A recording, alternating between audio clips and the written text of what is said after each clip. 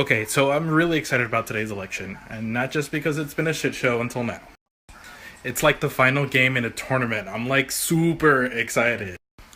So of course there's a lot of news going on, and it's just going on and on and on and on and on, just like it has been for like 500 days. A lot of people say that the elections here in the United States are like chess because they require a lot of strategy, but I think they're more like Scrabble, and I'll tell you why. So the way we elect our president here in the United States is very unique to the United States. At first glance, it could actually be very confusing, but it's actually not too bad. So in reality, there are actually two races going on. There's the Electoral College, and there's also the popular vote. The popular vote's just a simple contest. All it is a popularity contest, so whoever gets the most votes wins. The thing is that when you go to the polls, you're not actually voting for the candidate directly. You're actually voting for who you want your state to vote for on your behalf. So depending on the state's population, each state gets a certain amount of votes. This is called the Electoral College, but it's not as scary as it sounds, I promise. It's not as hard as actual college. So the Electoral College race gives every state a certain amount of votes, depending on their population. So a big state like Florida gets 29 votes, but a small state like Vermont only gets 3. Florida has about 20 million people, and Vermont has actually about like 600,000, so it's a really, really tiny state. Now that sounds pretty straightforward, right? It actually isn't. Of course not, because we just gotta make everything so complicated. Okay, so the cool part about the United States is that it's 50 states. It's kind of like 50 little countries, and the idea is that by unifying all 50 of them, they would all be treated equally. They would all have equal representation. So the Constitution says that we gotta treat them all equally. So let's say we got a 51st state, and they only have like 20 people in it. So how many votes do they get?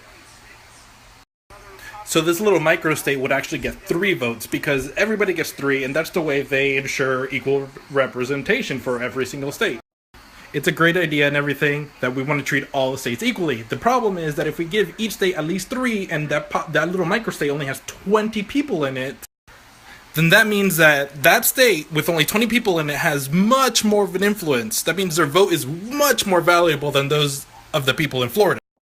So, as a candidate, if I were running for president, I would definitely spend some time and make sure those 20 people are on my side so that I could get 3 huge votes just from those. So that's why candidates spend more time in one state versus another. That's why they're spending a lot of time in New Hampshire, even though it's a really, really tiny state. So this tiny little rule of trying to make things equal actually creates a little loophole for the Electoral College system.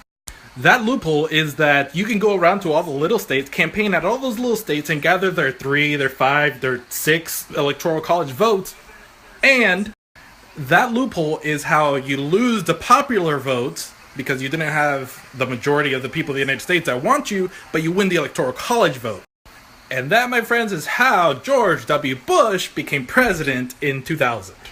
The weirdness of this Electoral College system means that you could win the presidency with only 22% of the popular vote. It's really hard, but it's possible. So let's bring it all back. So I like to think about it more like Scrabble and less like chess because the words you say matter and where you place them matter. So winning New Hampshire is kind of like putting a vowel on a triple letter score. So imagine you're playing Scrabble with your friends and you beat all of them by using 4-letter words with a whole bunch of vowels and you put them all in the right spots. Winning the election like this is kind of like beating all of your friends at Scrabble with like 4-letter words with a lot of vowels and placing them on double word scores, that sort of thing. So I used to play the oboe in middle school. I know. Dorky, I know. So in Scrabble, if I were to play the word oboe, O-B-O-E, it would actually be worth 30 points. If I put that on a double letter score, triple letter score, it gets crazy. So that's why I'm so excited!